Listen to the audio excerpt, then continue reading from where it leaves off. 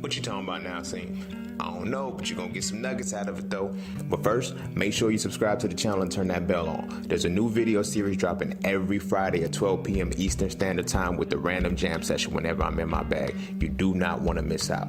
Also, be sure to check out my books, man. The link's in the description below, right along with my vegan class if you're trying to go plant-based and stay plant-based. I'm telling you, it works. Oh, and lastly, be sure to follow me on Instagram at _just_scene_. The nuggets I don't put over here, I put over there, so you can always get me when you need me. But you ain't really coming for all of that. Peace, love, knowledge, and freedom. I'm out. It just takes you 8 years to actually complete that process. For your body to completely shut down and say, I can't do it anymore because they're not able to clean your large intestine out. So it's like the large intestine is very, very important. That's one of the biggest points. So it's like once we acknowledge that, okay, here's the food addiction. Let's uncover that. Boom. When did your food addiction start? Mostly childhood and things like that. Like the different foods, the way that food was catered. Like I knew a grandmother who anytime a child would cry, she fed him. You feel me? I'm not knocking that grandmother in any way, shape, or form because, you know, maybe the baby was hungry. I don't know. But I do know that women have told me that babies have different cries for different things. You feel me? When I hear a baby cry, it's just crying like, yo, get your baby, bro. Like, you know, but as soon as a mother hears her baby cry, or even fathers who are connected to him, like when they hear, oh, she's wet, or oh, he's hungry, or he's just fussy. You feel me? They know which cry is their form of communication because babies can't talk. So they have different cry frequencies. It's amazing. You feel me? And only you'll know what your child is like. So it's like, you know, but if you're not attuned to that and just say you stuff the bottle in their mouth every time they cry, you feel me? That means that whatever emotion that they were feeling, whatever they were going through, it was satisfied with food. You feel me? It was satisfied with sustenance. So now that I'm older and it's like now, okay, I'm depressed. I'm gonna go eat. You know what? I'm not feeling good. I'm gonna go eat. I'm like, we tell ourselves to go eat for different things. Like our good moments, our feel good moments, they're all around food. You dig what I'm saying? This is by no happenstance because nothing in this, like this whole healthcare system does not work if the healthcare system can't work if you're healthy. One thing that I've learned about America is anything that has a system with it is designed to work. If it has system with it, if it has system attached to it, if there's something behind the scenes that is going to keep you involved in that shit. You know, me personally, I feel like you should only have to see a doctor one time. Like I get it, you break a bone, some shit like that, yeah. As far as getting put on medicines and shit like that, that shit should not be a thing. If your body is a self-healing organ, like it's a self-regenerating thing. You feel what I'm saying? But we start to lose that. We don't even know we lose that. You know?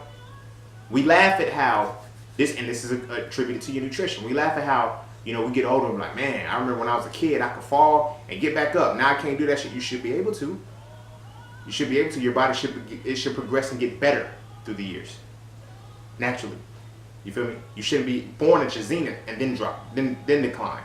You feel me? But that becomes in with the nutrition. So I'm kind of talking in circles, so let me get back to the main point. So after you identify your food addiction and say, okay, you know what? I may be addicted to food, or I'm addicted to certain foods. Why? Because this attachment here, this emotional attachment here. If you read Hitting the Raw, my Hitting the Raw book, I talked about, you know, a green chili chicken enchilada. That was my favorite food until I went plant-based.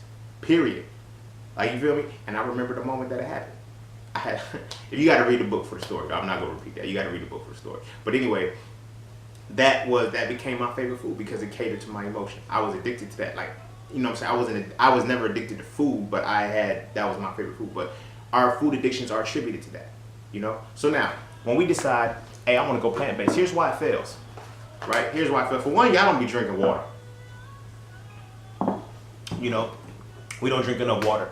And that factors into the death of our large intestine because the colon is not hydrated for one, and then it has to be lubricated as well. Two totally different components.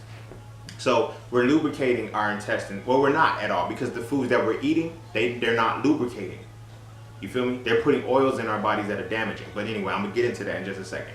So our food addiction is identified. So now we're gonna say, okay, now I need to clean up. Okay, my new furniture is about to come in. Let me get this motherfucker spotless, right?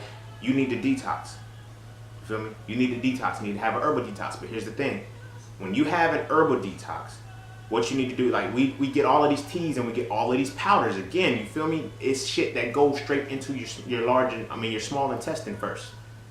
You feel me? It goes straight into your small intestine first because it knows, like, okay, well, the large intestine is not going to trigger. It's already decayed and dying. So all of these things are like herbal powders or whatnot. So that, you detox, you started, defecate, and you let it flow out of you. You feel me? And you start to feel lighter. It's like, oh man, like you feel an empty colon for the first time in your life.